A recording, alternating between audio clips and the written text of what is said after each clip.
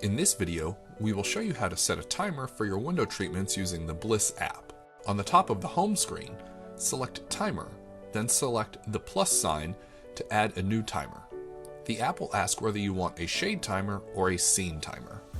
If you select Shade Timer, it will show you the list of shades already set in your app. Select the shade you want to add the timer to. Tap Next, and you'll see your timer options. First, tap on the shade name to set the position you would like the shade to move to when the timer is triggered.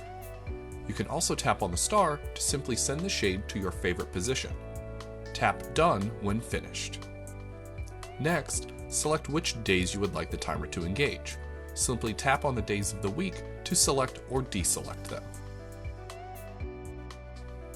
Finally, select the time of day you would like this shade to move. You can set an exact time, or choose sunrise or sunset. Select Done when finished. When selecting sunrise or sunset, you can have the shade move at the exact time or add up to 2 hours ahead or behind.